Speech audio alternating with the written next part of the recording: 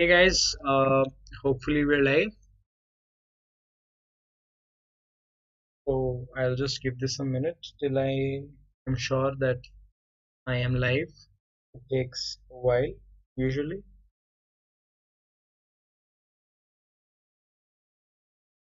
So you can give me a thumbs up if you can hear me.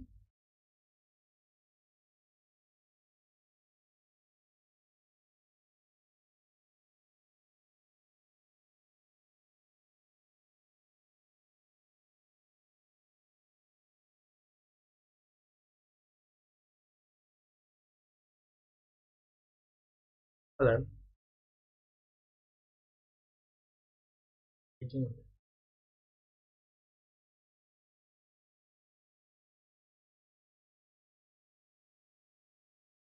Cool.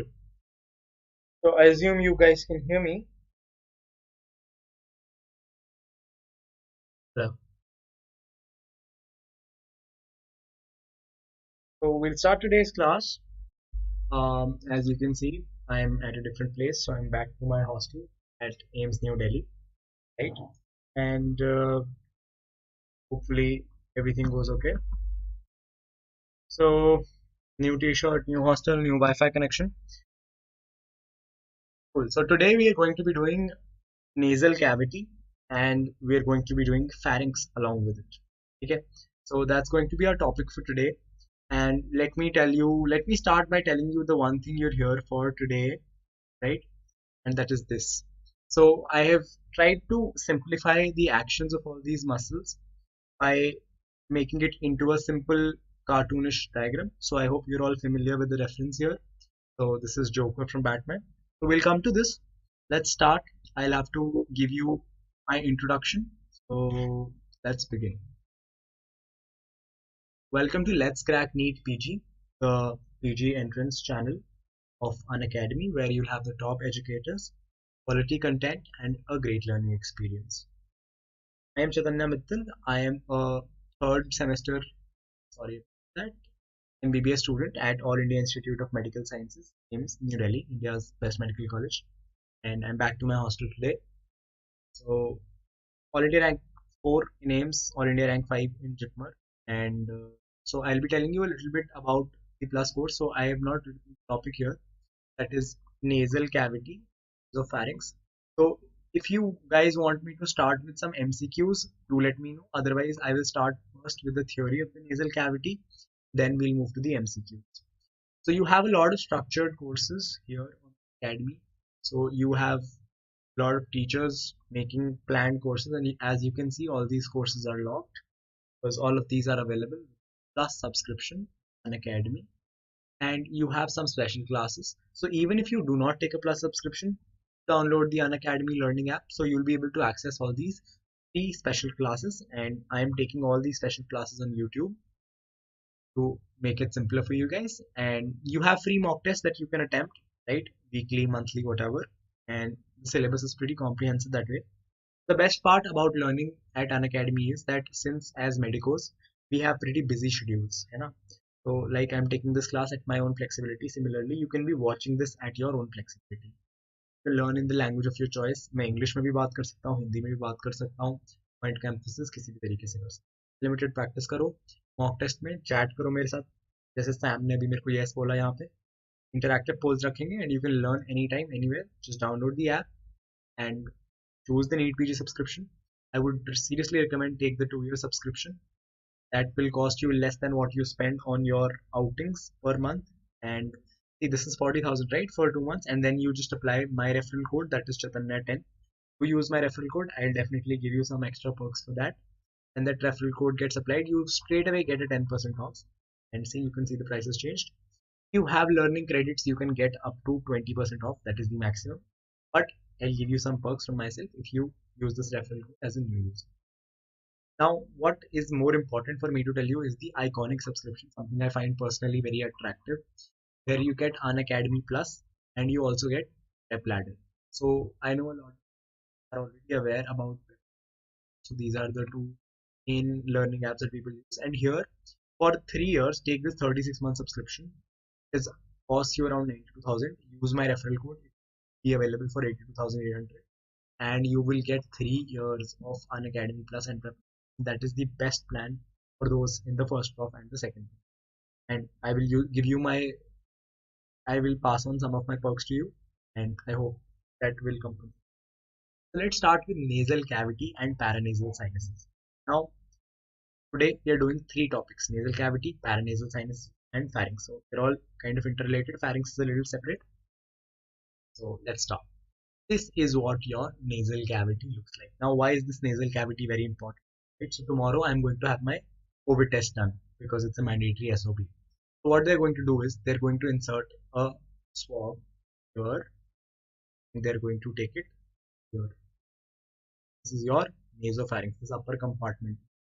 That's from where the swab will be taken. I'm pretty sure about it. This posterior opening, this is called the guana. This is called the, right, the posterior nares. Anteriorly, you have your anterior nares, which open into this region called the vestibule. Region is called as the vestibule. Right? That is a little bit about the introduction to nasal cavity. Now let's move on to what are the 4 air channels. Now, what air channels are we talking about? Just have an understanding of that. So if I cut a section from here of the nose, okay, right? I take a section from here. It is passing like from here, right? So what you will see is, say this between, right? Clearly imagine this is the septum and the base, right? So you can imagine how the section is taken. Now there is a protrusion from here. There is a protrusion from here.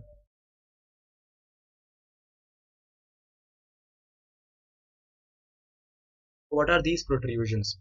Inside there are some passages, air channels that are formed. These are formed by conchae or turbinates. Why are they called turbinates? Because they increase the turbulence of the air that is passing through. Alright, that is their function. So what is this called? This will obviously be called as the superior turbinate. This will be called as the middle turbinate or the middle concha, and this will be called as the inferior turbinate or the inferior. Now as you can see, between these you have some air channels for air to pass through, है ना? So I'll take a different color. You have air channels here to pass through. Now can you give me an orientation as to what should we call the one that is below? So you might have heard of external auditory meatus. So it is the passage that is here, that is the channel that is here. Here is also meatus. This is inferior meatus.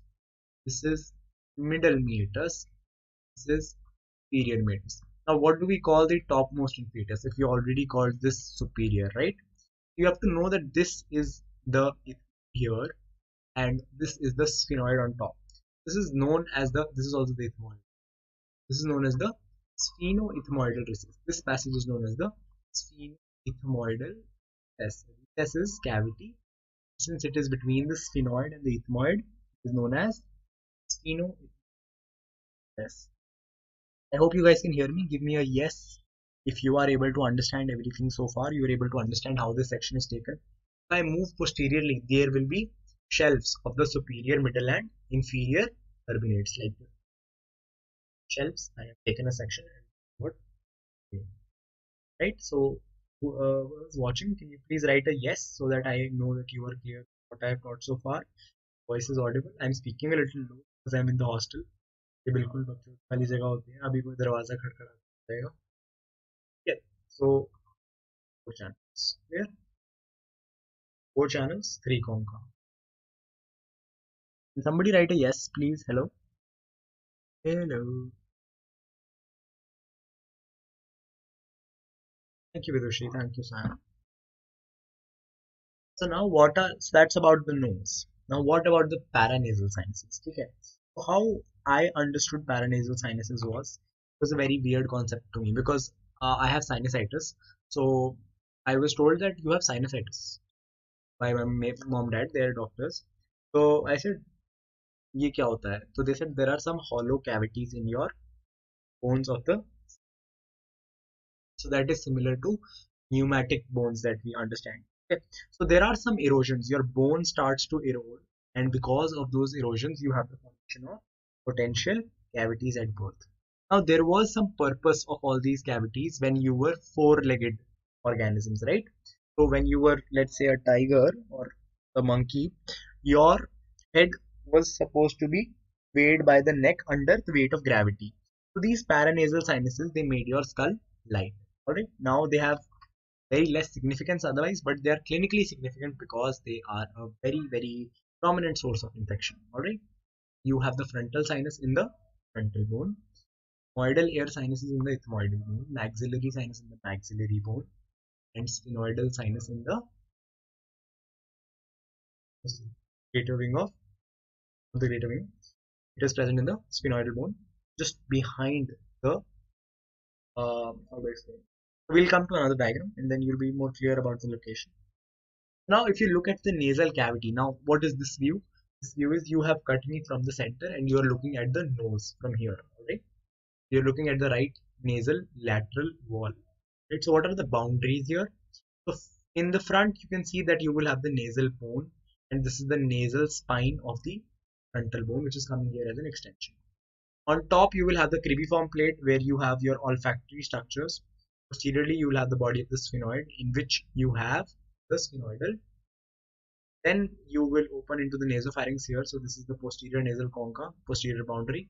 The floor is formed by the palatine process of maxilla and the horizontal plate of palatine, which form the roof of the oral cavity.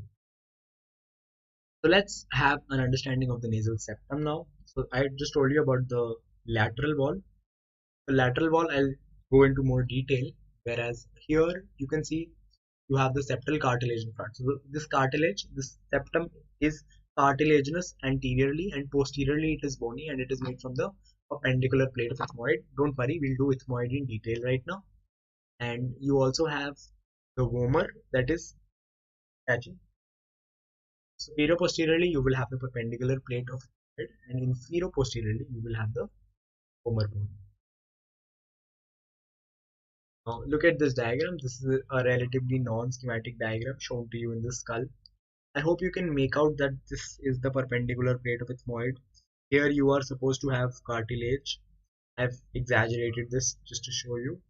Posterior inferiorly you will have the vomer. Alright. Then here is the palatine process of the maxilla with the incisive. Frontal sinus हो गया इधर frontal bone के अंदर you can see there is an actual hole inside the frontal bone so that is the frontal sinus ठीक है अगर अच्छा school हो तो ये उसमें छेदा हुआ होता है दिख जाता है similarly sphenoidal sinus is like that. Now can you tell me from the chat somebody that there is some very interesting observation that you can make? What is this? What is this called? What is this depression in the bone? You tell me what is this depression in the bone that I have marked with red. I'll give you a hint. Is starting with D. Starts with D. What is the name of the structure I have marked in red? Posterior to the sphenoidal sinus. So this is the sphenoidal sinus. And there is some structure that is present posteriorly. You have to tell me the name of that structure while I move on. Question number 1. Osteocartilaginous junction is present. So you have to do two things. First, you have to tell me that what is this part that I have marked with red, and what is the answer to question number. Alright. And if you don't know, please write I don't know so that I can quickly move on to the answer. If you want to take a guess, that's totally up to you. I hope Sam are seeing the video. Ethmoidal sinus. No, ethmoidal sinus will be present laterally. So you can see this is the section of the septum. This is a section of the septum. Since this is the sphenoid, see this depression, doesn't it look like this pituitary thing? Okay, so this depression is known as the dorsum sellae. Remember, you have sella turcica. You have sella turcica, the pituitary bone, where you will have the pituitary embedded. So this is that opening. So you can see it is very close to the Sphenoidal sinus. We'll come to this point later. Now let's move to question number 1.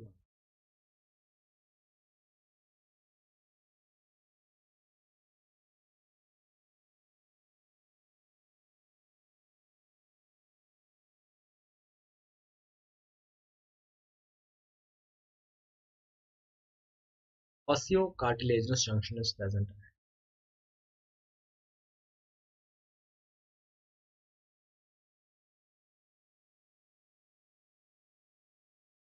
You guys can subscribe to my Telegram channel if you guys want the notes of all these.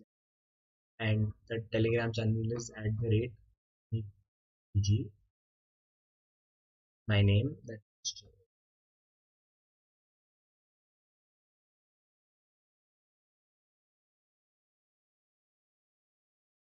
so the answer here will be rhinion. Answer here is going to be rhinion. So there is this place here where you have bone above and cartilage below, and that is known as the rhinion. Next, let's start with question number 2. Okay, you will not be able to answer this right now because I have not told you the openings. Can you answer this? Answer this. Question number 2. The roof of the olfactory region. The roof, the olfactory region is formed by which bony structure? What you have to tell me?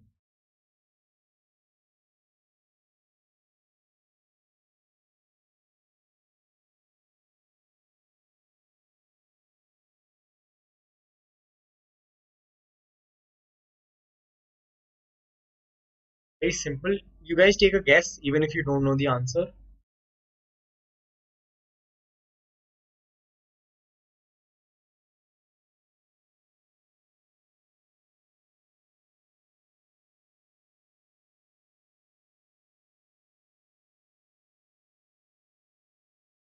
Absolutely correct. Vidushi, hang on, correct. Cribriform plate of the ethmoid. Not on the structure of ethmoid, but I just told you that the upper part is formed by the cribriform plate. You should be able to answer this. And probably based on this, you can answer this. Number 3 is easier. Olfactory region in the nose is below inferior turbinate, above superior turbinate, between inferior.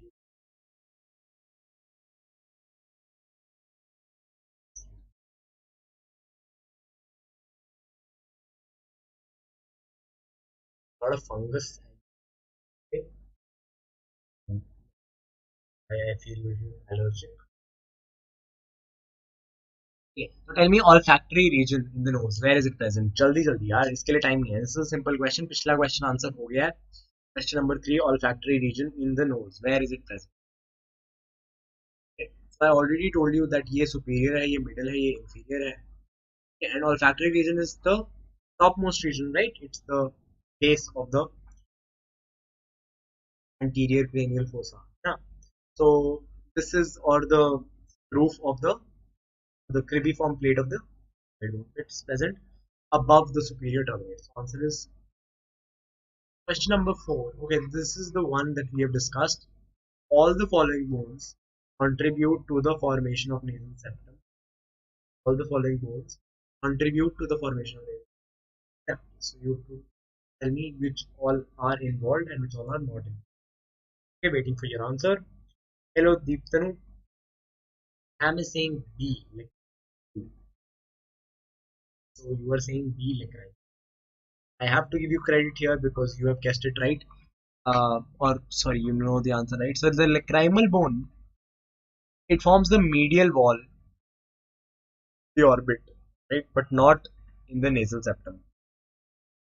It is not related here, and it is instead present more superiorly than the nasal cavity. So the answer is going to be B. Alright, so this is done. Same question in a different way. All the following bones contribute to the formation of the nasal septum. Alright, question. So different question here, kind of different.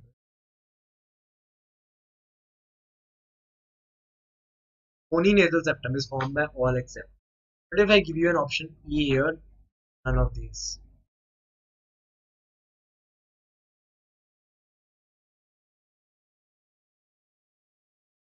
For what have you answered C? I don't know. There's no answer C so far that I've asked. You answered B initially, and that was correct. I don't know why you changed your answer.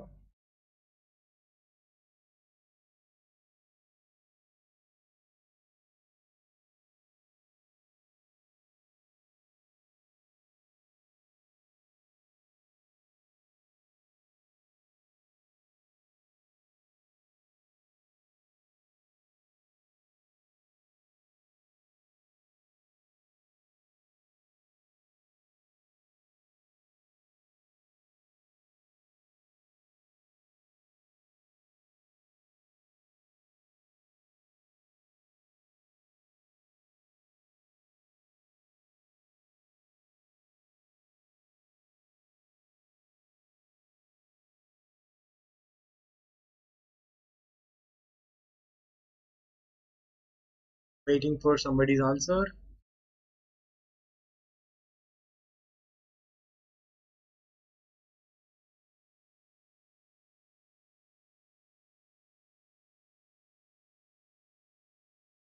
I'll tell you the correct answer here is the nasal spine of the nasal bone.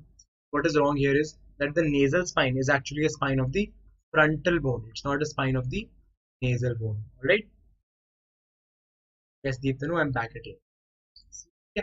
So let's move to this diagram, which is a diagram of the ethmoid bone. It is a diagram of the ethmoid bone. I won't be using this much, but this is just to give you an orientation of exactly how things are. So this is a posterior elevation called as the vista galli. This is a posterior elevation called as a vista galli on the cribriform plate. This plate that is pierced constantly, that is known as the cribriform plate. Why cribriform? Because it is a pierced structure. Okay. Then what is your left and right ethmoidal labyrinth? So there are basically two rectangular structures. There are two rectangles here. So the left and the right ethmoidal labyrinth. Right? And you will see that the ethmoidal labyrinth, they have this projections here, and they are the meatus. The superior meatus, and this is the superior concha, and this is the middle concha. Okay. Now you will ask me, where is the inferior concha? Inferior concha is a separate bone. Right? Then you have here so you can see here that superior concha is a shelf. It is a complete shelf, and this is the middle concha. That is the entire lamina that goes like that. Inside here, you have an opening for the frontonasal duct into the frontal sinus. Okay? And if you see at this section, so now the previous section I had taken from here. Now, what if I take a section from here that passes through the nose, right? So you will be seeing the two orbits on the sides. So think of this as the two eyes, and that is the nose in between. Okay. You will have this kind of a thing where you will have the superior concha, the middle concha, right? Where is the inferior concha? This is the inferior concha, because the inferior concha is a separate bone by itself, right? And from it projects a process known as the uncinate process. The uncinate process is responsible for connecting the inferior concha to the middle concha, or at least it tries to do that. There are various arrangements of the uncinate process. We will not go into those details. On the sides of the nose, you can see you will have the maxillas, which have an opening known as the maxillary sinus, which is known as a paranasal. Below the nose, you have the oral cavity. So I will give you a question. Question number 1. All are parts of the ethmoidal bone except. Question number 1. All are parts of the ethmoidal bone except.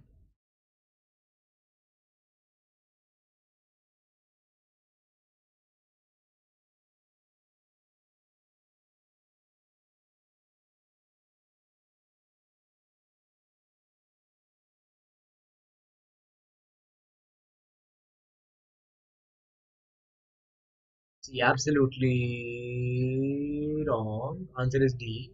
Is the inferior turbinate. Inferior turbinate is not a part of the uncinate. The uncinate process is a structure that basically arises from here. And that is why I said that it may or may not connect it to the inferior. This is one of the arrangements. The other arrangement is that it gets connected here, or it sometimes gets connected in a different way. Right? So you know that the answer here has to be inferior turbinate, because the superior and the middle turbinates, they are part of the ethmoid bone. They are part of the ethmoidal labyrinths. Alright? Superior and middle turbinates are parts there. Uncinate process is a projection, right? And it is always attached to the middle concha, but may or may not be attached to the inferior concha, right?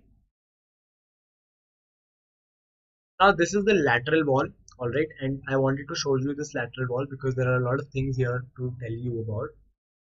First, appreciate the fact that this is the superior nasal concha and this is the middle nasal concha and this is the inferior nasal concha. Right? This is the sphenoethmoidal recess, this is the superior meatus, this is the inferior meatus, and this is the middle meatus, and this is the inferior meatus. And you have a lot of, yeah, we'll go into each of these openings individually, don't worry about it. One opening that I want you to see is the opening of the auditory tube, alright. You can see it is below the posterior part of the inferior concha and it is present in the nasopharynx. It is present in the naso. If you see, this is the frontal sinus. Now how is it draining? It drains through the frontonasal duct into the middle meatus, right? This is the middle concha, superior concha, and this is the inferior concha. It is draining into the middle meatus. So the frontonasal duct drains into the middle meatus. Now, one very common doubt everybody has while studying anatomy is ये hiatus semilunaris क्या है? What is hiatus semilunaris? Hiatus means opening, semilunaris means in the shape of a. So here in the middle meatus, you have this moon-like, half moon-like opening known as the hiatus semilunaris, where you have the openings of a lot of things. You will have the openings of the frontal sinus, and this elevation here is known as the ethmoidal bulla. This bit is known as the ethmoidal bulla. Beneath which, inferior to which, you have the hiatusing of hiatus semilunaris. You will also have the drainage here of the maxillary sinus, the ethmoidal sinus, right? Not the entire ethmoidal sinus, part of the ethmoidal sinus. Then there is an opening of the nasolacrimal duct. There is an opening of the nasolacrimal duct into the inferior meatus. Nasolacrimal duct opens into the inferior meatus. So the lacrimal duct, it passes all the way to the inferior part here. This is the sphenoidal sinus. It opens the superior meatus here, and here you have the opening of the auditory. So one part I wanted to emphasize, since I mentioned opening of the auditory tube, you must realize that in childs, this auditory tube has very little curvature, whereas in adults it has this sort of a curvature. That is why in childs, infections can easily transfer from the ear to the nose or from the nose to the ear. That is why in those cases, the inflammation of or the infection of the ciliary cavity and the tympanic cavity and the tympanic tube is very powerful because of this angle, right? So it is difficult for the infection to travel if there is this element of gravity and this spiral coil sort of thing, but it is much easier if it is a straighter course. Next, let's come to the bony structures in the lateral wall of the nasal cavity. ठीक है, ये bony structures अच्छे से नहीं देखे थे. ऊपर क्या दिखेगा? Cribriform plate. This is a foramen known as the sphenopalatine foramen, which is a very important gateway to the nasal cavity from the pterygopalatine fossa. ये प्लेट दिखेगी medial pterygoid plate, ठीक है, horizontal plate दिखेगी palatine bone की, palatine process दिखेगा maxilla का. This is the inferior concha connected to the middle concha by the uncinate process. The superior concha is present here. Anteriorly here you will have the primal bone and you will also have other structures here.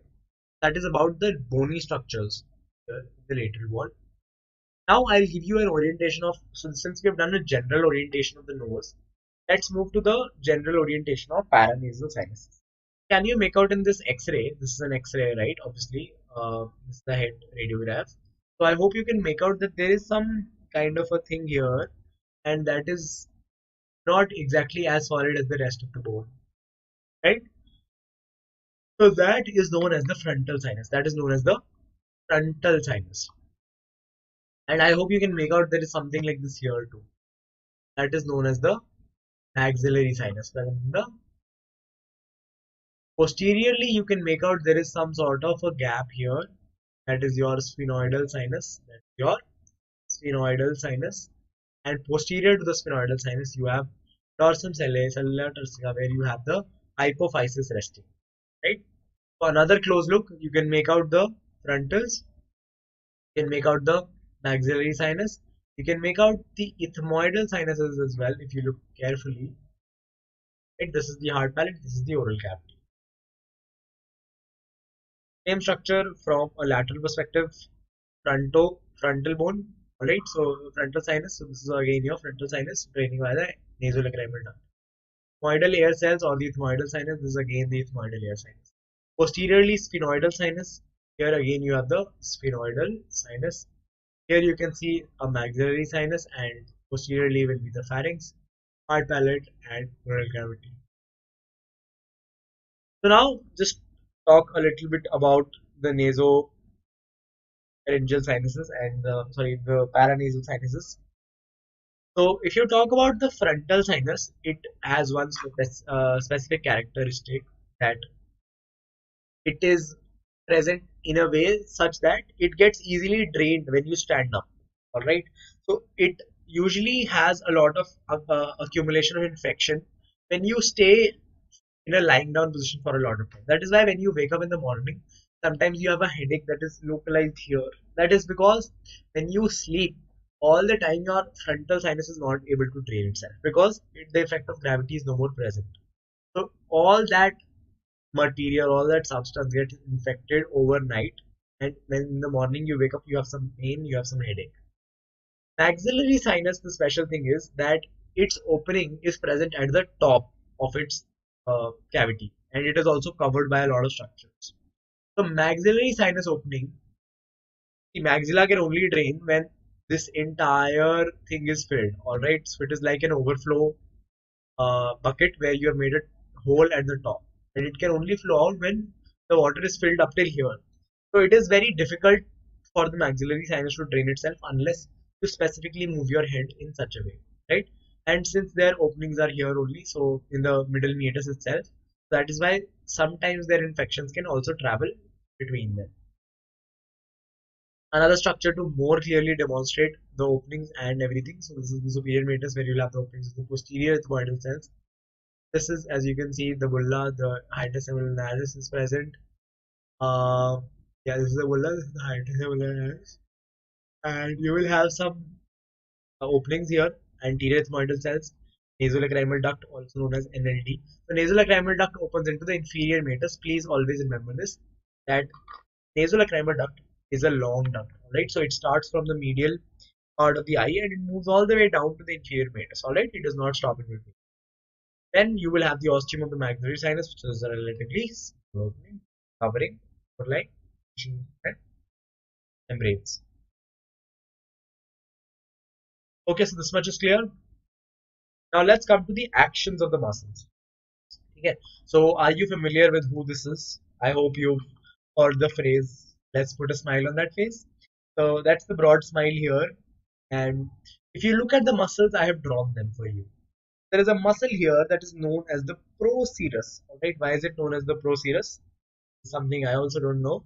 But is responsible for frowning. So, alright, so when this contracts, there will be intense frowning here, right? So, remember Joker's face, and you have the procerus here, and you will have some.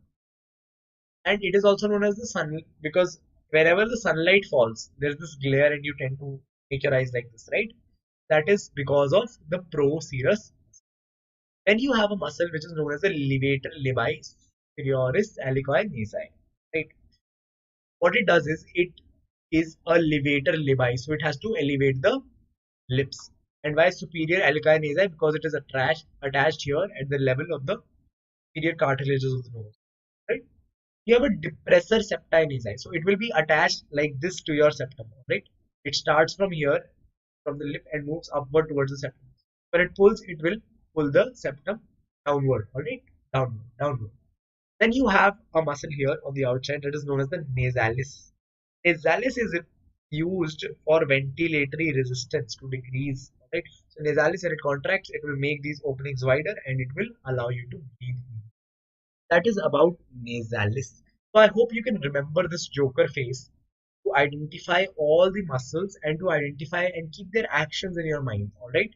And can you tell me the innervation of all these muscles? What will be the innervation of all these muscles? The Joker is making a facial expression. All of these muscles are muscles of the second brachial arch, which means that they will be supplied by which nerve? The facial nerve. That is about the Joker face, and everything you have to know in relation to it. right? And that is what I hope you are here for. So I hope you guys like that. If you guys have any doubts so far, let me know in the comments or in the chat. And I would really say that please do me a favor. At the end of the class, just hit the like button and write a comment below that says that you teach okay, or you teach good, whatever you feel like. Okay? So after that, let's come to the sphenoid. If you're so this is a structure of sphenoid when you're looking at it from the back, right? So what you will see here is the medial and the lateral pterygoid. You will see the medial and the lateral pterygoid plate. As the medial pterygoid plate curves upwards, forms this kind of a thing here that is known as the vaginal process of the sphenoid bone. Don't ask me why is it called the vaginal process. I don't even know if this resembles vagina in any way. And then there is a midline elongation that is known as the rostrum. There is a midline elongation that is known as the rostrum. So basically, you have this bone that is the medial pterygoid, right? And you have the sphenoid. If you look at this diagram, beautiful diagram, you will see that these are the choanae. Here you had the medial pterygoid plates. Posteriorly here you will have the sphenoidal process of palatine going here. Right? You have the sphenoidal process of palatine and these are the vaginal processes of the medial pterygoid plate. Right? What does this make that space? That makes it the so this is the sphenoidal process of palatine bone and this is the vaginal process. Can I call it palato-vaginal canal? I can. So this is known as the palatovaginal. Now next, this is the rostrum. This is the ala of the vomer. All right, this is the ala of the vomer. This is the vomer, and here that is all you mainly need to know about this. And I will give you some more hint that there is also a vomerovaginal canal. There is also a vomero. So this is the sphenoidal process of palatine, and it is in close continuity with the vaginal process of the medial pterygoid plate. So that's known as the palatino-vaginal. And since this is the vaginal process and this is in close continuation with the ala of the vomer, known as the vomerovaginal canal, right? And here this extension, this beak-like extension is known as the rostrum. This is the sphenoid bone, greater, lesser wings, right? So this should be greater sphenoid. So now let's talk about a little bit about the gateways to the nasal cavity. Then we'll move to the blood supply and the nerve supply. There are a few gateways here. As you know that there is the cribriform plate which will allow all the olfactory nerves to pass through. Anterior to the cribriform plate you will have what is known as the foramen cecum. It may or may not be present and it gives nasal sagittal veins to the superior sagittal. Then in the lateral walls I told you there is a very important gateway with the pterygopalatine fossa that is known as the sphenopalatine foramen. You will have some small foramina everywhere else and there is an incisive canal in the anterior part of the hard palate. Okay. So this is a little bit about how you will be able to visualize the sphenopalatine foramen, right? The maxillary sinus shown, they've shown the inferior nasal concha, they've shown the uncinate process and a few things. Now let's talk about the drainage of these sinuses. So I already told you this, the frontal sinus, and it will drain via the duct that is known as the frontonasal duct, and it opens into the middle meatus. It opens into the middle meatus. Guys, the portion from now on is a little important to listen because the frontonasal duct here it is draining into the middle meatus. Then you have interior ethmoidal cells draining into the middle meatus, middle ethmoidal cells draining above the bulla, posterior ethmoidal cells draining into the superior cells. Although a word of caution, the new Gray's Anatomy, 41st edition of Gray's Anatomy, International, Mother Grace, alright, Mother Grace is the one that is not for students.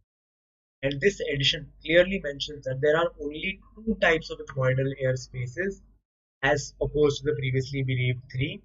That is the anterior and posterior ethmoidal cells. No middle ethmoidal cells are said to be present. Now let's talk about the sinus drainage routes from the sphenoidal. So basically this is the sphenoid opening into the sphenoethmoidal recess in the posterior wall. And you will have superiorly located the optic chiasma. It is supplied by a lot of venous structures and arterial structures and nervous structures. So mostly pharyngeal branches of the maxillary artery and in sense of the nerves to have its branches from the posterior ethmoidal nerve. So let's talk about the sinus drainage routes of the maxillary. So I told you there is an ostium which is very small and it opens into the middle meatus, that is the sinus drainage for the maxillary sinus.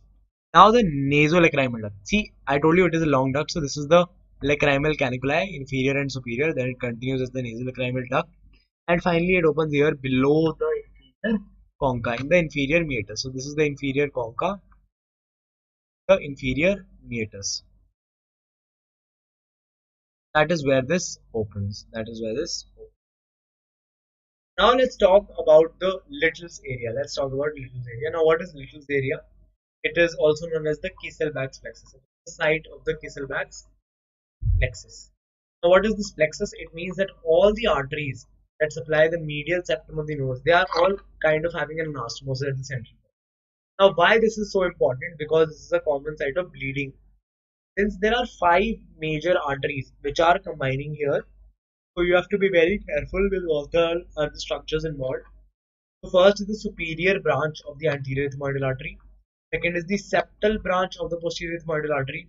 Third is the septal branch for the superior from the nasal artery from the superior labial artery. Terminal part of the greater palatine and the posterior branch of the sphenopalatine artery. Sphenopalatine artery was coming from the sphenopalatine foramen and it gives a posterior septal branch, right? Then your greater palatine artery was entering from the oral cavity to the nasal cavity and that was giving a terminal part which was part of the Kisselbach's plexus. You have a branch coming from the superior labial artery, a nasal branch coming from there. You have a septal branch of the posterior ethmoidal and a septal branch of the anterior ethmoidal, right? The external carotid artery will supply the lateral nasal and the superior labial arteries, alright? And the maxillary artery will supply greater palatine and the sphenopalatine region through these regions. So the internal carotid artery will supply the ophthalmic nerve, ophthalmic vein, ophthalmic artery, and it will be going through the anterior and the ethmoidal, anterior and posterior ethmoidal artery. So remember one thing, that there are erectile tissues at various places of your body. One, I am sure you all know. The second place that I am going to tell you is the nose. All right, the nose, where you have the submucosa is richly innervated and richly supplied, but the only thing is it waits for a time when it needs to actually fill up with blood. So it is an erectile or cavernous place, and if there is too much inflammation, it swells up too much. All right. So now look at this diagram to have an understanding of the littles area. So you will have the septal branch of the superior palatine, the greater palatine artery, the septal branch of the sphenopalatine artery, the posterior ethmoidal sinus, and the anterior ethmoidal. The anterior ethmoidal artery, I hope I have shown you this course in the orbit, in the structure of the orbit. Internal carotid artery gives ophthalmic, which goes as the nasociliary, continues here as the frontal, gives the dorsal nasal here, and here it divides into the anterior ethmoidal and the posterior ethmoidal. Okay. Now, what is the artery of epistaxis? What is the artery of epistaxis? First, what is epistaxis? Now, I want an answer from you all. What is epistaxis?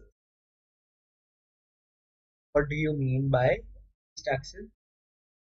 You will have a patient who will have his slip saying a patient of recurrent epistaxis. What will that mean?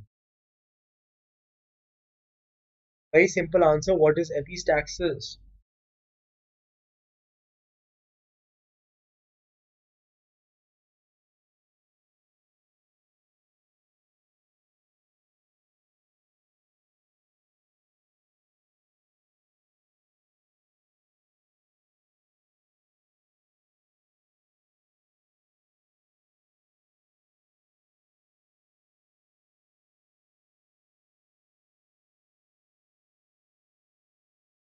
So, epistaxis is essentially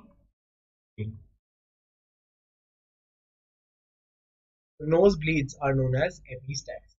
Nosebleeds, they are known as epistaxis, and they commonly occur from the Kisselbach's plexus, that is also known as the littles area. But here you have the anterior ethmoidal artery, here you have the posterior ethmoidal artery, you have the superior labial artery, you have the branch of the greater palatine artery, and the main artery that is coming here, यार मैं बाद में बात करता हूँ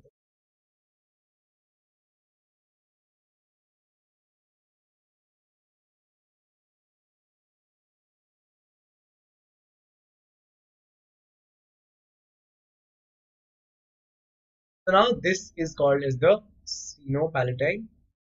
This will be known as the sphenopalatine artery.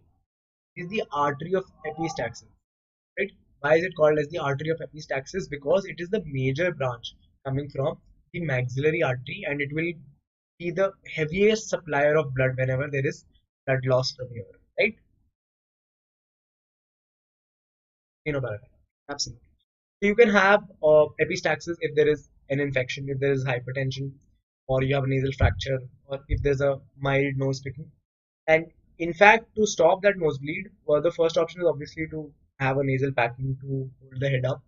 And if it does not stop, you have a surgical option to ligate the sphenopalatine artery, or the ethmoidal artery, or the maxillary artery if this bleeding is too much.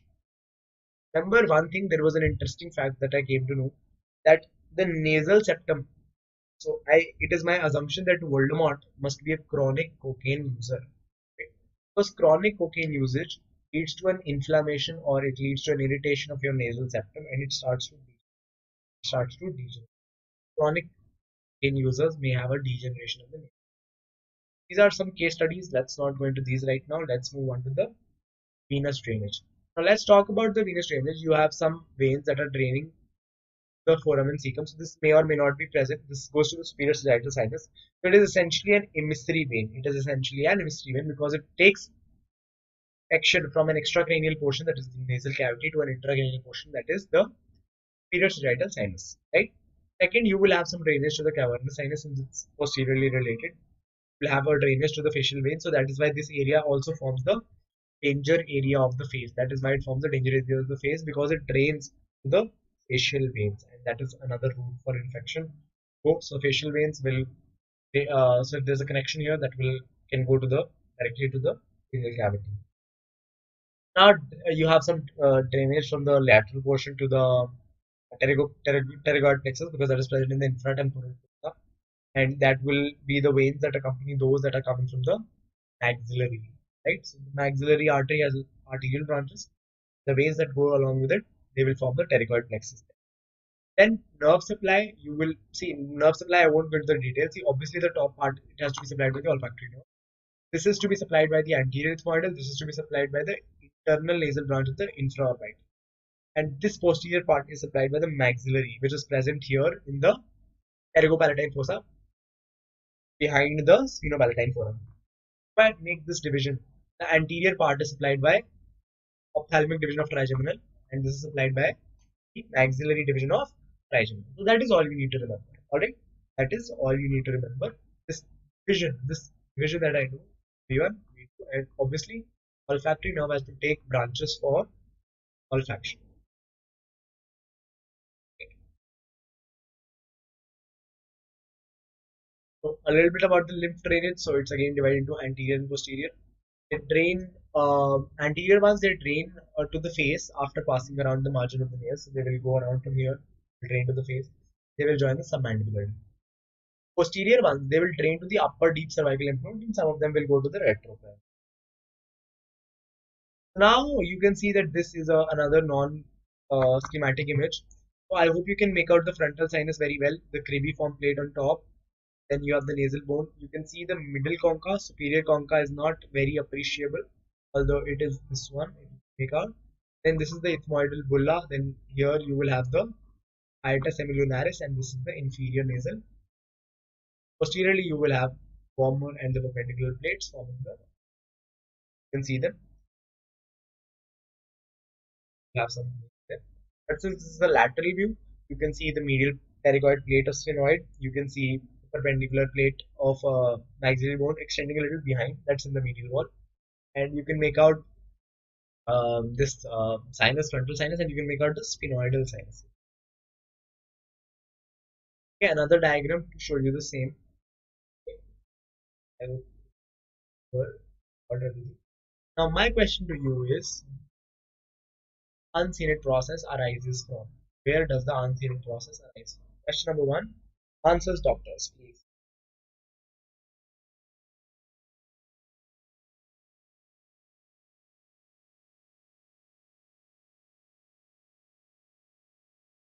What will be your answer to question number one?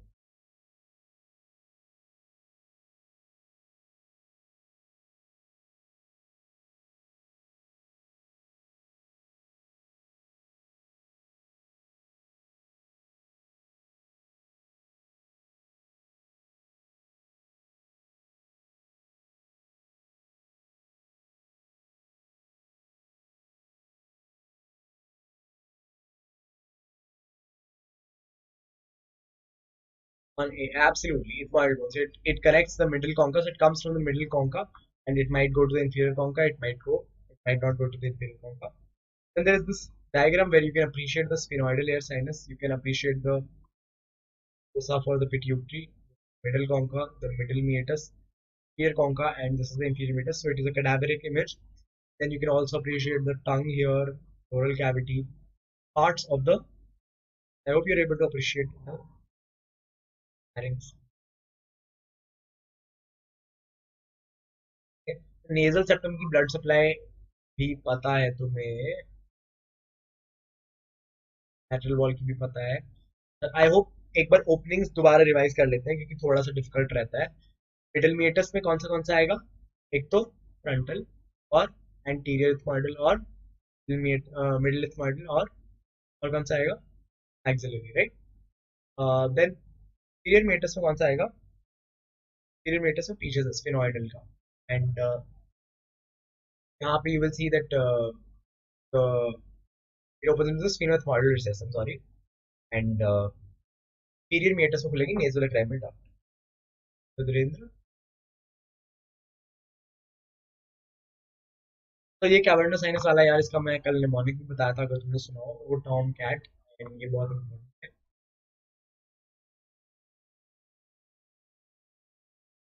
Now I wanted to show you how a deviated nasal septum looks like on a how does a deviated nasal septum looks like on a CT. So I hope you understand this image. This is that image where you have the eyes and the nose in front. The nose here, you can see that this is the septum and it is deviated towards the side. It is deviated to the right side. And then here, this is another image showing you a deviated nasal septum. An inferior view, so you see it from here. Okay? And if you are able to identify which side it is.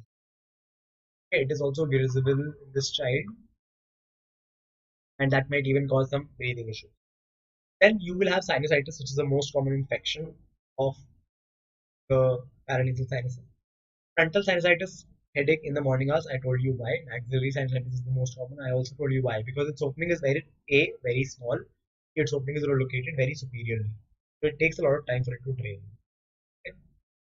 And if more than one sinuses are infected, it is called as pansinusitis. Okay, then there is rhinositis, that is the inflammation of the nose. Okay, not that in detail. Then you can be doing a procedure known as the France illumination of paranasal sinus. Now, what is France illumination of paranasal sinus? Is essentially you will be shining a torch here, and because it is a hollow structure, you'll be able to see that it gets illuminated. Okay, चांद की तरह जग जाता है वो, and that is France illumination of axillary sinus is shown. Guys, okay, so I think you can make some labelings here. The one, you know what is one, you know what is two, four, five. I already told you what is five. Can somebody tell me what is five? Type here what is five.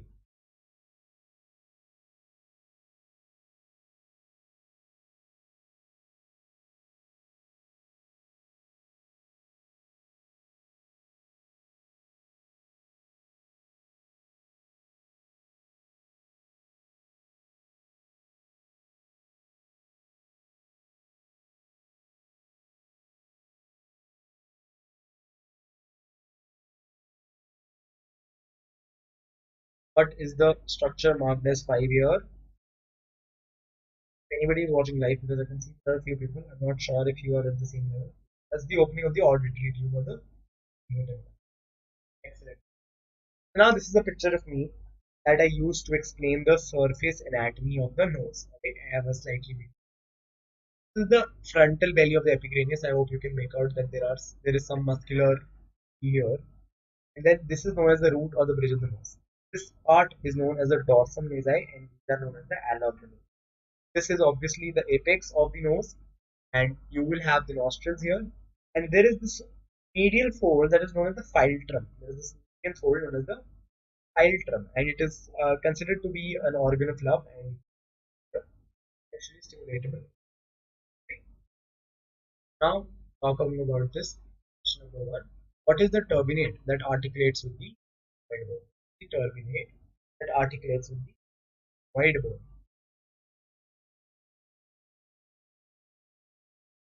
Question number 1. What is the turbinate that articulates with the wide bone? Now we have a long list of questions. Around 10 questions are still there for the nose. Then we move on to the pharynx. Hopefully try to cover by 9:30 everything, because we also have MCQs for pharynx. So we'll try to finish up all the theory part by 9 o'clock. And my speed is as dependent on how quickly you give answers. If you don't know the answer, please type I don't know. That I get an indication that I have to tell it to you.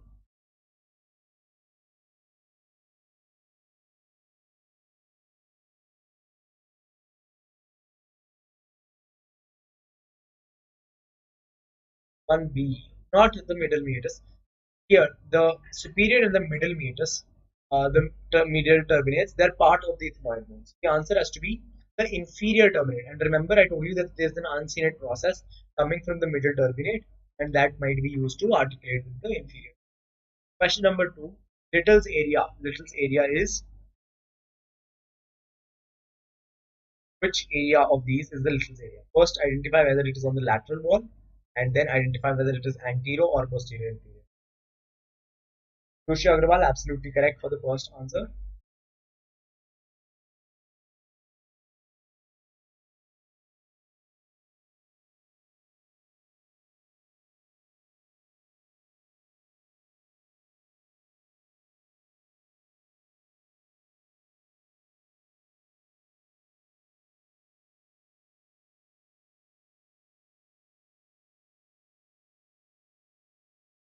Question number 2, guys. Area is what relation to the nasal septum?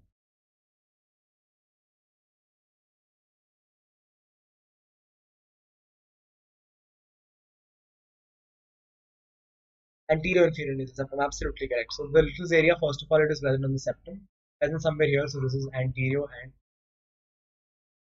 question number 3, one of the following opens in the middle meatus of the nose. Which of the following opens in the middle meatus of the HT 2B is correct, Sam B is correct, and Vidushi.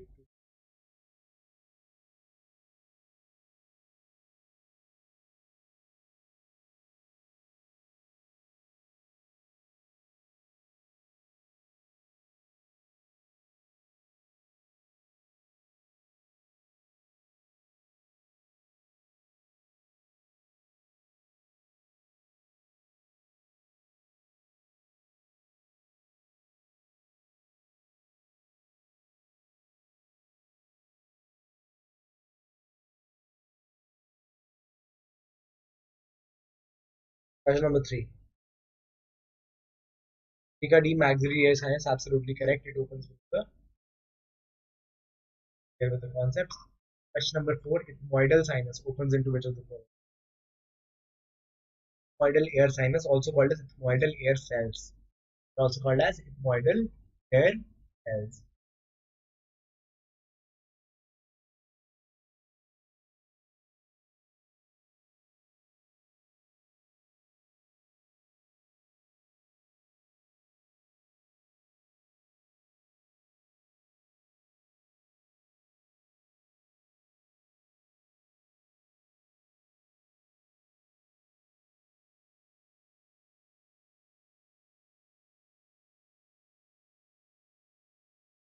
People have already answered question number 4.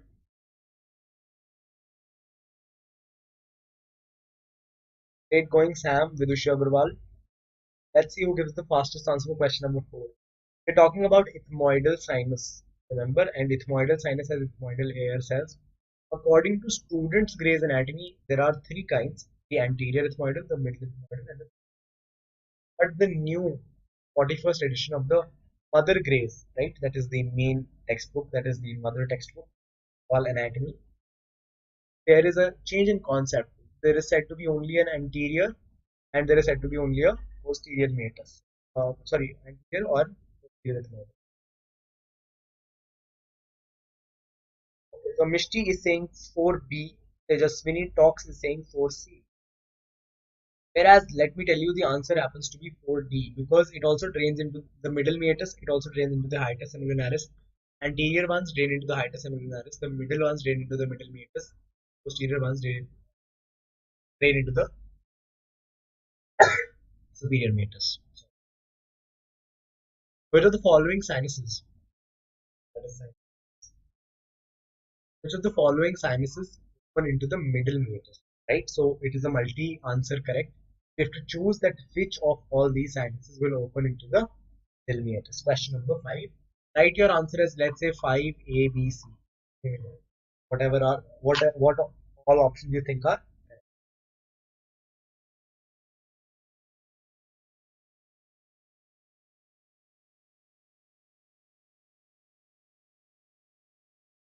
Guys, if you, it's not much trouble to ask, you guys can give me a thumbs up on the thumbs up or sorry, I mean a like on the YouTube video. Also drop a comment after this video is streamed. It was useful to you in any way. You learned anything new. My plus referral code is Chetanya 10, guys. In case anybody of you iconic subscription which has, or if any of your brother sister takes it. You're saying frontal ABD, right? So A, B, but E. Absolutely correct. Frontal sinus drains into the middle meatus. Anterior ethmoidal sinus drains there. Posterior ethmoidal does not drain here. It drains into the superior meatus. Sphenoid sinus drains into the sphenoethmoidal recess. So answer is ABD. Question number 6. What is the blood supply of the laterals area? Blood supply of the laterals area. Number. Tejaswini Talks is right. Mishti is right. And Sam, you are missing option A in your answer. It's also you should include A, but that's okay. Question number 6. Blood supply of laterals area. Again, a multi-answer correct. Areas, as you know, supplied by multiple arteries. That's why it is an area of such heavy nosebleed, heavy epistaxis, because there are such strong anastomosis.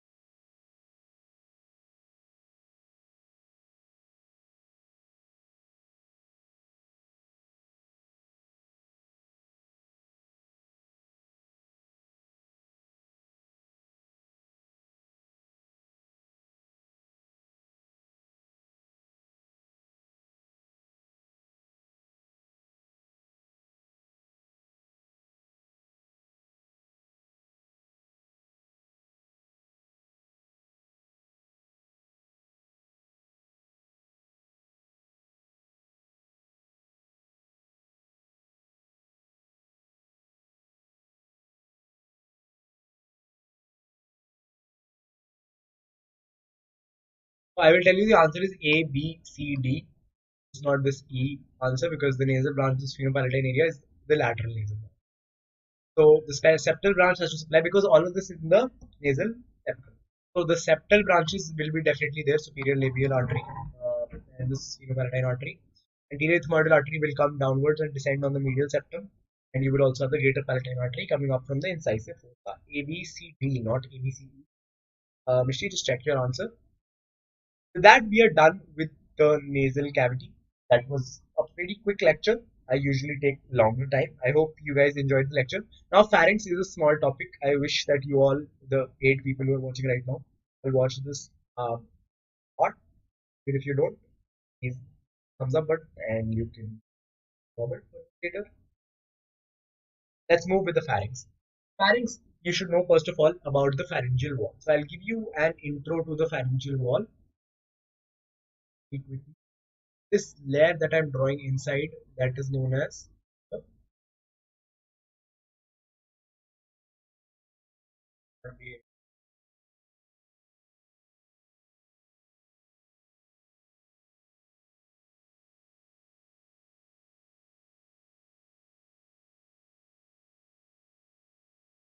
This is the innermost layer, that is the mucosa. And outer to that you will have the presence of another layer, that is another fascia, that is known as the pharyngo-basilar. Okay. And outer to that you will have the another layer, that is the muscle coat. That is, so you will have the muscle coat outside. And outside the muscle coat, the bucopharyngeal fascia. That is all about the fascia that are present here and the layers that are present. Now, what may surprise you is that what is the normal arrangement? You see that the longitude. So, in the muscular coat, I'm talking specifically. Let me take a white sheet. In the muscular coat, have longitudinal muscles and the circular muscles. So, usually in the GIT, what happens? Is the longitudinal coat inside or is the circular coat? Normally in the GIT, what happens? Okay. So the circular coat is generally inside and the longitudinal muscles are present outside. But that is true after the pharynx, from the esophagus to the anus. But here it's different. Here the longitudinal muscles are present inside and the circular muscles are present outside. Let me take you through what are the various longitudinal circular muscles. One thing that I forgot to tell you was that if this is the mucosa, okay, I'll just change my color.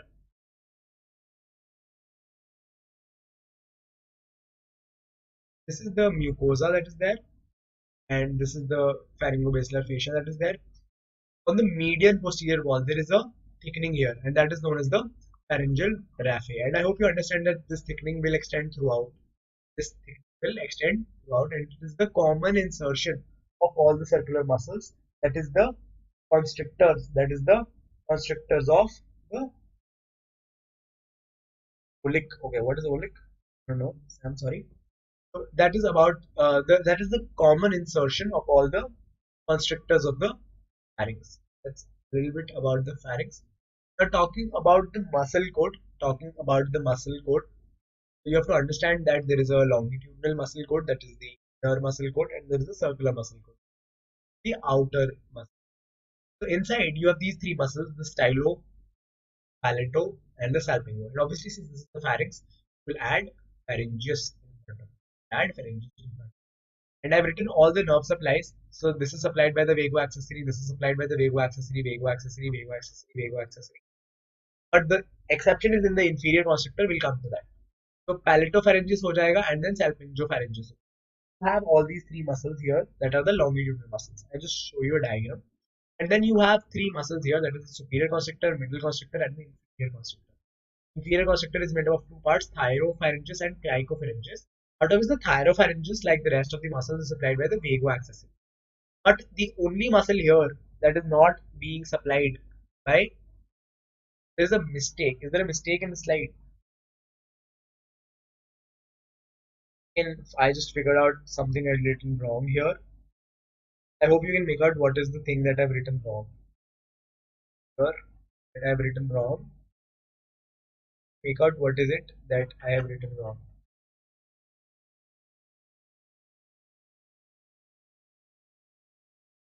Outer longitudinal inner circle. Okay, Oleg is your mnemonic. So there's something that is wrong in the slide. I want you to tell me what is wrong. Then the inferior constrictor supplies the thyropharyngeus and the cricopharyngeus. The inferior constrictor consists of the thyro and the cricopharyngeus. Thyropharyngeus is supplied by the vagoaccessory, but the cricopharyngeus is supplied by the recurrent laryngeal nerve, which is only a branch of the vagus. It does not have any contribution from the cranial part of the accessory. Now let's talk a little bit about the various constrictors. So as you can make out, this is the superior constrictor present on the top. Then it is attached here to what is known as the pterygomandibular raphe, the pterygoid hamillus. So it is attached here to the hamillus, the pterygomandibular raphe, and a little bit on the mylohyoid line of the mandible. And its insertion is the same. It's the posterior pharyngeal raphe in the top part. This is the stylopharyngeus. So that was the mistake I was talking to you about. Stylopharyngeus is a muscle of the third part, so it is supplied by the glossopharynx. Then you have the middle constrictor, which takes its origin from the greater cornua, the lesser cornua, and the stylomandibular ligament. So it takes its origin from the stylohyoid ligament. Right? So the greater cornua, part of the greater cornua, lesser cornua, and the stylohyoid ligament are the origin of the medial constrictor. The inferior constrictor, it comes from the oblique line on the thyroid, and then it comes here from the cricopharyngeus. You can make out that this is the pyropharyngeus and this is the trichopharyngeus, right? Simple enough to remember. So this is a kind of a schematic that people draw since these muscles are circular and they overlap each other. It is known as a flower pot like arrangement, known as the flower pot.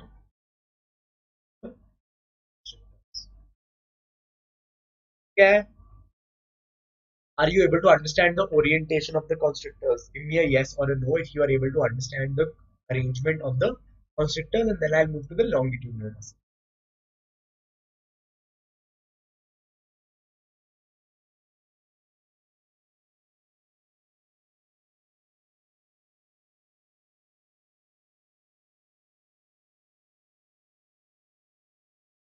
Stylopharyngeus, glossopharyngeal. Absolutely correct, Mishti. That was the error in the slide that I had shown you. Very good. So now, can you tell me what is this that you see protruding? This is the soft palate. What is the muscle attached to it? That is the artery. Yes. Right. Now, what is the muscle that is? Alright. No, sorry. This is the coming from. Sorry, I'm bad. My bad. The salpingopharyngeus. This is the tympanic tube projecting here. Right? This is the tympanic tube, and this part, this thing going like this is the palatopharyngeus, because this is the palate. Right? You can see the levators of the palate. So this thing, this pink muscle that you see going above, that is the salpingopharynx, and the orange muscle that you see, that is forming a arch around the soft palate, that is known as the palatopharynx. Now, can you tell me what will be the action of palatopharyngeus on the palate? Right? It is forming this kind of a hoodie on the palate. If it constricts, it will bring down the palate, so it will tend to close the palate. And what about the other muscle here? That is, you can make out the superior constrictor. It has been dissected open, and the inferior constrictor. You can see this yellowish muscle, that is the stylo. Right? Now you understand that there is a common insertion of all the circular muscles. And what is the common insertion of all those circular muscles? That was the very simply put, that was the raphe. Alright, that was the pharyngeal raphe present in the pharyngobasilar fascia as a thickening of the pharyngobasilar. So now all of these also have a common insertion, and that is here on the thyroid. That is known as the posterior border of the thyroid cartilage. The stylopharyngeus attaches on top, relative superior position. Then comes the palatopharyngeus, and then comes the pharyngeus. Now there is a structure known as the passavent ridge. There is a structure known as the passavent ridge. Now what is passavent ridge? Basically what happens, if this is your superior constrictor, this is your inferior constrictor, this is your middle and your inferior constrictor, right? So you will have the palatopharyngeus going inside, and it will form a circular portion here, right? And the circular expansion of the palatopharyngeus, these circularly running fibers of the palatopharyngeus, they are known as the passavent ridge. Now, what is the role of the passavent ridge? That is something you have to understand. The palate, it goes and closes on the passavent ridge, and together they will form a closure of this passage, or wherever required. Okay. So this was a little bit about the origin of the constrictors that I had to tell you. ये रहा superior constrictor, ये रहा middle constrictor, ये रहा inferior constrictor, ये pterygomandibular raphe, pterygoid hamulus, and hylohyoid line, greater cornua, lesser cornua of hyoid bone, and the hylohyoid ligament. Here you will have the thyropharyngeus and the trichopharyngeus. Between them, I will tell you, you have something known as the Killian's dehiscence. What is the Killian's dehiscence? So this is the thyropharyngeus part, and this is the trichopharyngeus part of the inferior constrictor. You know that this is supplied by the vagoaccessory complex. You know that this is supplied by the recurrent laryngeal nerve. So clearly they both have a different sort of an origin and are joined in a composite manner. Okay. So there is some weakness in this wall, first of all. Okay.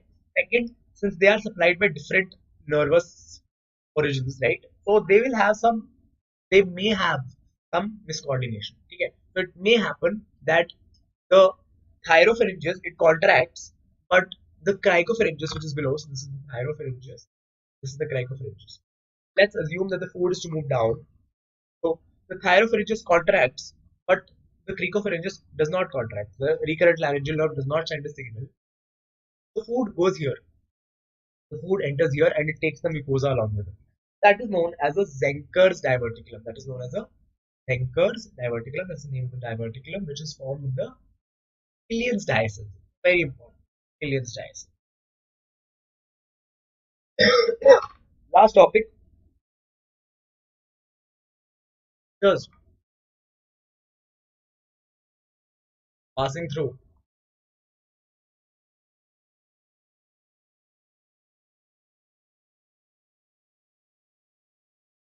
Structures passing through various gaps between the constrictors.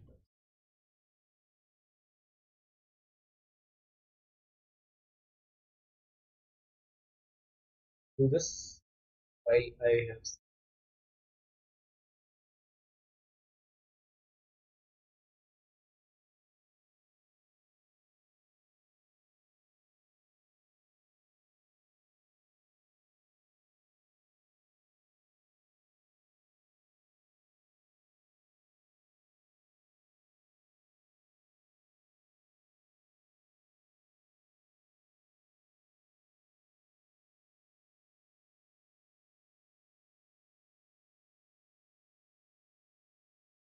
Yeah, Arushi, I'm at eight.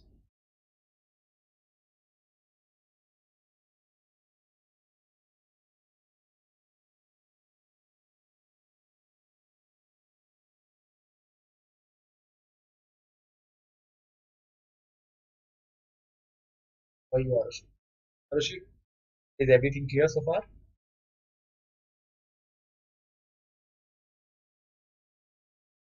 Now let's move to the part of the structures which pass through the various gaps between the constrictors. So it's also slightly conceptual, slightly memorization. So on the top, let's start from the top. So you will have the auditory tube. So wait, this was the superior constrictor, right? And this was the middle constrictor. There was the inferior constrictor. There's some overlap, and there are these spaces. There are also these spaces. Now the space, so there's also a space above the superior constrictor where you don't have any muscle.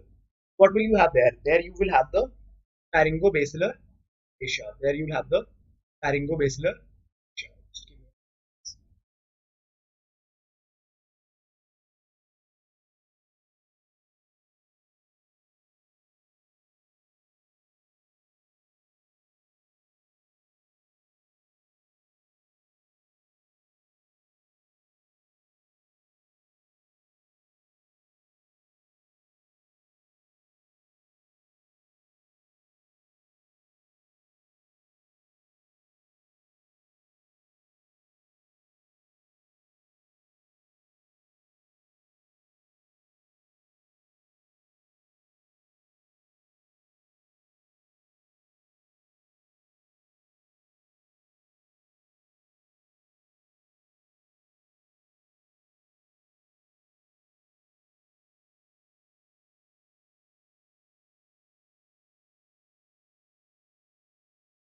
So the structures which pass through the various constrictors.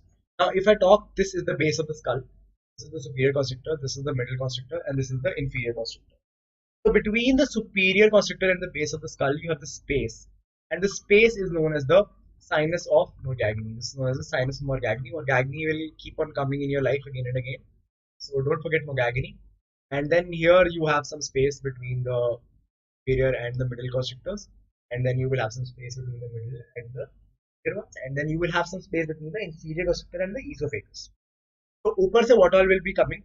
The levator villi palatini, first of all, right? And along with it comes the auditory tube. They both are very related structures. They are first of all passing from outward inside the sinus of Morgagni. And then you have the ascending palatine artery which goes over the superior constrictor to enter inside. And you also have a palatine branch of the ascending pharyngeal artery which ये थोड़ा memorization है यहाँ बता था. Now between the superior and the middle constrictor you already see that there is a key muscle, that is the stylopharyngeus, that is going right, coming from outside from the styloid process and going between the superior and the middle and entering inside the pharynx, right? Because it is a longitudinal. Right? So that is the stylopharyngeus, and which nerve supplies the stylopharyngeus? The glossopharyngeus. तो उसका पीछा करते करते जाएगी. That is the glosso. Now you know that there is outside there is a superior laryngeal nerve, and it divides into the internal and the external laryngeal nerves.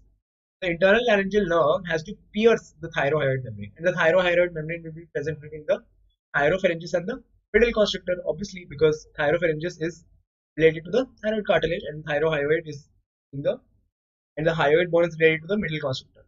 So that is how you will have the relation between the middle constrictor and the inferior constrictor. Inside you will have the internal laryngeal nerve going to supply muscles. Will it supply muscles? Tell me if it supplies muscles, and it will supply the mucosa that is above the level of the vocal. Then inferiorly you will have the inferior laryngeal artery. You will have the inferior laryngeal artery that you will see is coming upwards and entering with the recurrent laryngeal nerve. So it passes between the inferior constrictor and the esophagus to supply the mucosa below the level of the vocal cords. And as you know, the recurrent laryngeal nerve will supply the cricopharyngeus part of, cricothyroid supplied with the external laryngeal nerve. The cricopharyngeus part of the inferior constrictor, which is a cause of the diasis, that is known as the Killian's diasis. So now I will move to the questions of the pharynx. So pharynx we have completed in a beautiful 20 minutes. So let's start with question number 1. This is the lower border of pharynx. What is the level of the lower border?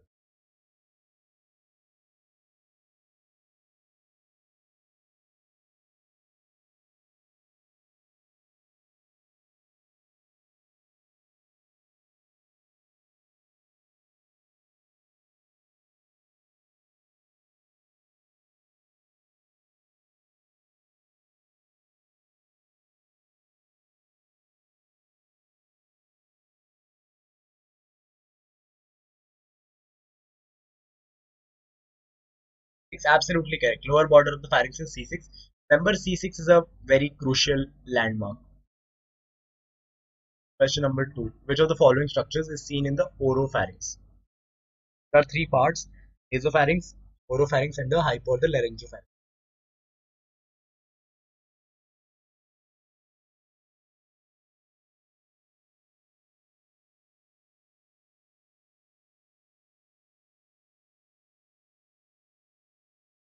So the cricoid cartilage is at the C6 level itself. Yeah, that's right.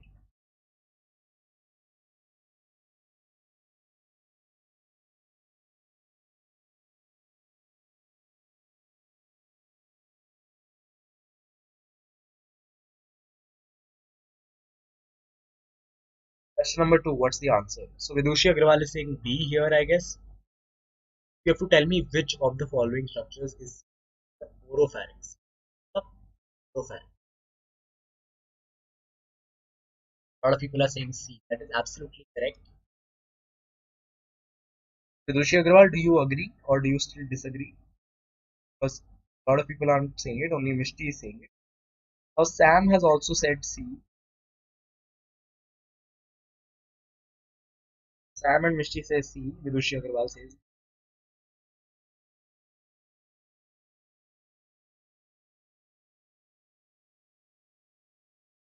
So yeah, it is right. Palatine tonsil, it is present in the region of the oropharynx.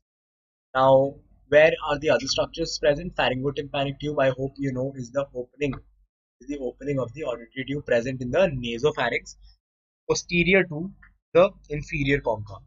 Inferior and a little inferior to the inferior fossa of Rosenmuller. Okay, fossa of Rosenmuller is also related here only. You look at the first. Let's look at the piriform fossa because that's a little easier to understand. It is present in the laryngopharynx. Okay.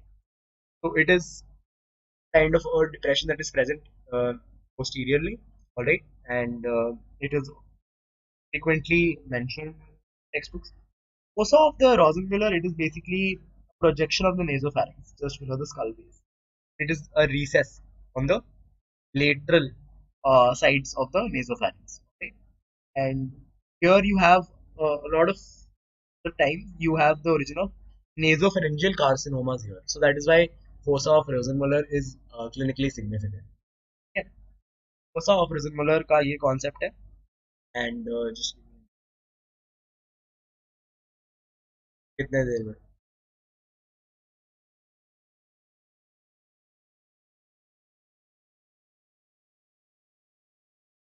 मैं 15 minute में आ रहा हूँ.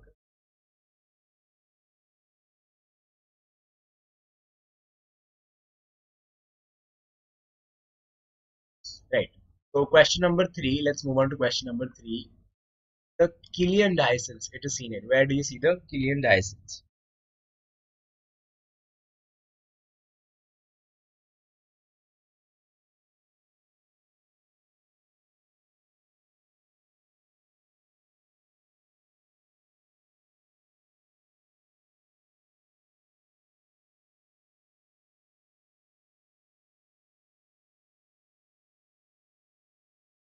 Killian diaceals. Where is it seen?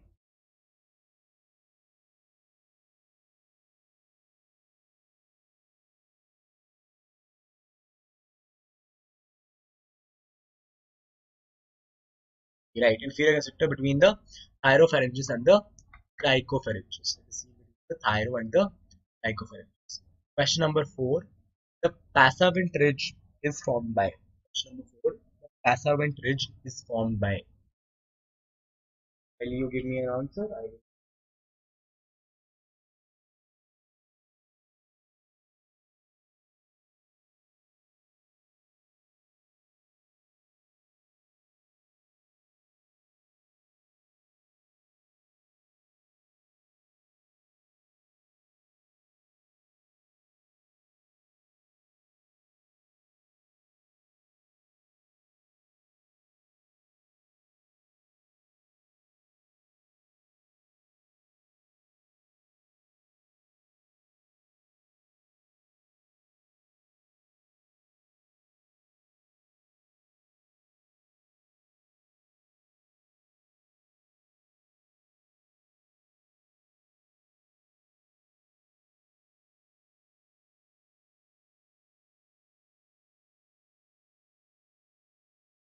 Four. And correct, because palatopharyngeus has some circular fibers that are running centrally, and I already showed you this kind of a diagram. This is your superior constrictor, this is your inferior constrictor, uh, constrictor, and here you have the palatopharyngeus coming, and it expands in a circular. That is to help the close the orifice here. The answer here would be question number 5. Easy question. Sinus of Morgagni is sinus of Morgagni.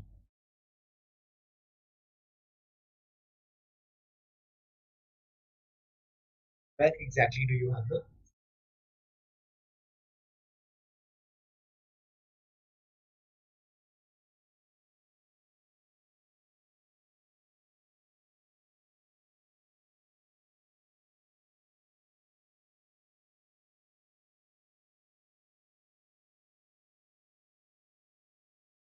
five C?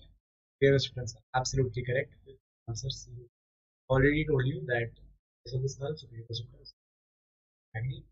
Important that it is covered by the pharyngo-basilar. That it is covered by the pharyngo. Sorry, Rahul को voice clear नहीं आ रहा है. I am sorry for speaking a little slowly. ये आवाज बैठी हुई थी. Sinus of Morgagni is present between the superior constrictor and the skull. I hope Rahul you can hear me now. Question number 6 पे चलेंगे. Eustachian tube passes between. What does the eustachian tube pass between? Eustachian tube. Very easy. Eustachian tube का passage कहाँ पे है? So remember there were a few structures that I told you to remember. between the skull and the superior constrictor, between the superior constrictor and the middle constrictor, between the middle constrictor and the inferior constrictor, between the inferior constrictor and the esophagus. ये profs में question बहुत आने के chance होते हैं, and this is also a very good question to frame in MCQ. आएगा में तो ये as it is पूछ सकते हैं, और इसमें सबसे important ये है कि ये इसको कहते हैं sinus of that is present above the superior constrictor and below the. Sixth answer will be B, that is correct. The eustachian tube does pass between. What are the structures here? The levator villi palatini. Then you have the eustachian tube. Then you have the ascending branch of the pharyngeal artery. Alright, so let's just go to the structure in a better way. There's an ascending palatine artery, and there is a palatine branch of the ascending pharyngeal artery. Right? You had all these structures that were part. Remember these two arterial structures also. Sorry. Question number 7. Again, same question has been asked. Eustachian tube, levator palatini, ascending palatine artery. Easy question. Okay. Structures passing between the base of the skull and the superior constrictor. We just discussed this. It's an important place. Again, eustachian tube opens. It opens. Where does the eustachian tube open? Question number 8.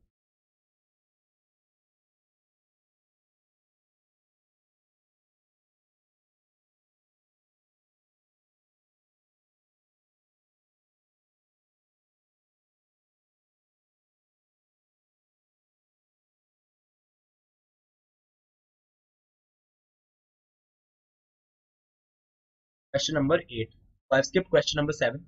We are straight away moving to question 8. Guys, I want to inform you, I am going to conduct a MCQ marathon for head and neck maybe day after tomorrow, and here we'll be covering at least 150 questions in 3 sessions.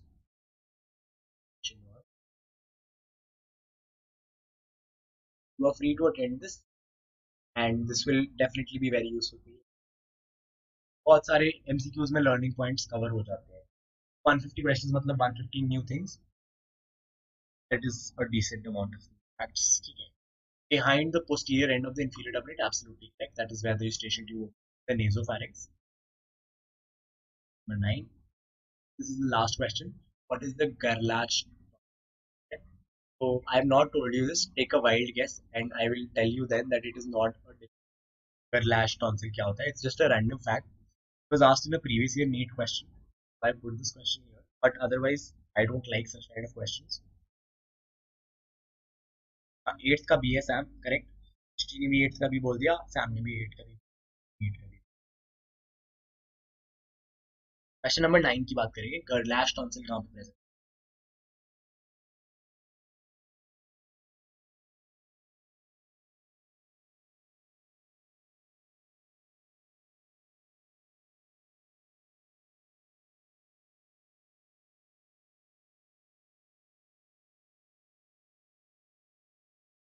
Absolutely correct. कैसे guess किया Sam? बताओ कैसे कर लेते हो ये सब? तो ट्यूबल टॉन्सिल होता है Gerlach tonsil, वही अपने pharynx tube से related, pharyngotympanic tube से related. It is present in the part of the Waldear's ring. There is a palatine tonsil in the oropharynx. There is a lingual tonsil below the base of the tongue. There is a nasopharyngeal tonsil behind the opening of the right, and then you have a tubal tonsil which is surrounding the opening of the pharynx tube. Right? That is about it for all the MCQs today. Okay? And please, I hope ये questions ज़्यादा परेशान नहीं किए होंगे. And please do attend the MCQ marathon day after tomorrow, and do subscribe to my Telegram channel for all these updates at the rate NEET Chetanya. And if you guys like this video, it would mean a lot to me if you hit the thumbs up, and if you write down a comment if you can. Let's crack NEET PG, hit the bell icon for notifications, do subscribe to the channel, and use my code Chetanya10. Repeatedly saying this. If कोई भी ऐसा पता है जो Unacademy subscription ले रहा है, यही code बता दो. Contact me, and I will definitely make sure that you get some. Whatever is the best deal that you can get. Okay. Hello. Okay. Bye bye. Take care, guys. Right over here.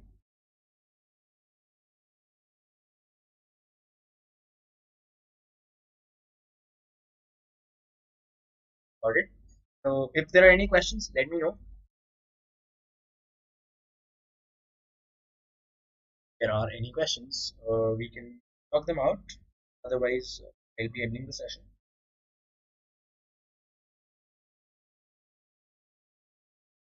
Yes, we'll end the end stream, and you can always contact me anyways. I'll just be ending the stream. Great job today, guys.